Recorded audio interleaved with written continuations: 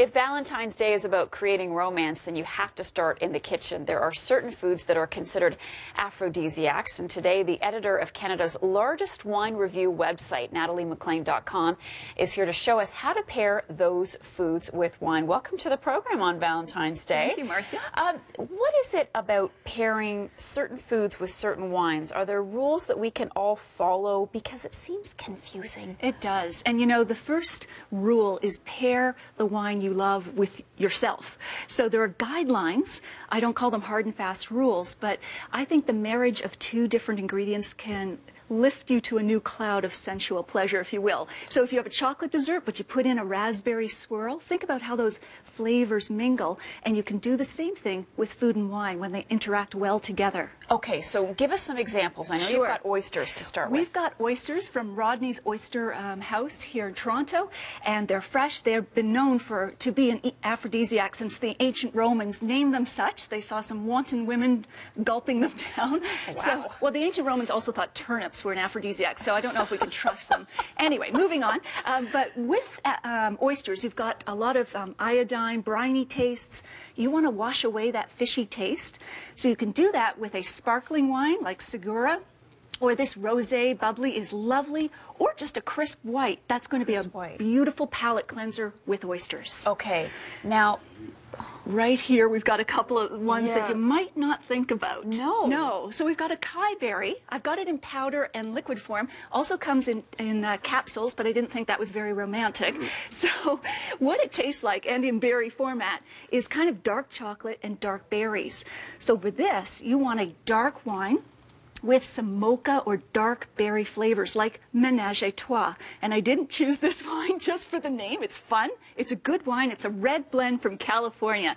You could go with a Shiraz or Grenache from Australia, but that's what you're doing again. You're marrying those flavors. Marrying the flavors. Okay. Now, you brought bacon, which yes, I was reading is the ultimate aphrodisiac for men. Is this yes, true? well, apparently I brought it in because I was trying to officially kick it off as an aphrodisiac today, here on Canada AM. But I think there's nothing sexier than someone cooking bacon for you, that smell in the kitchen, and especially if they do the dishes afterwards.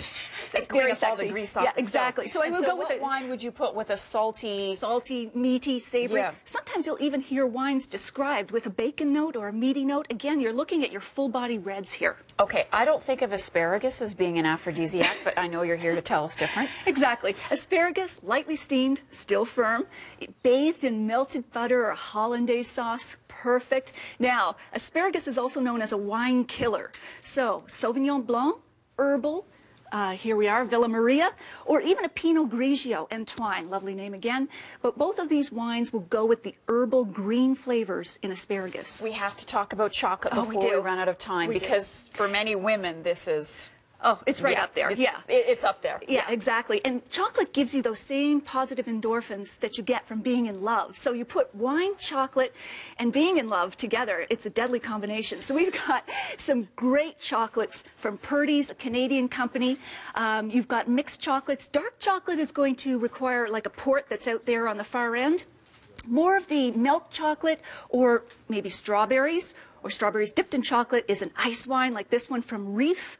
But you're looking at the amount of cacao, the amount of sugar. So the more sugar, the more cacao, or the less cacao, the deeper your wine has to be.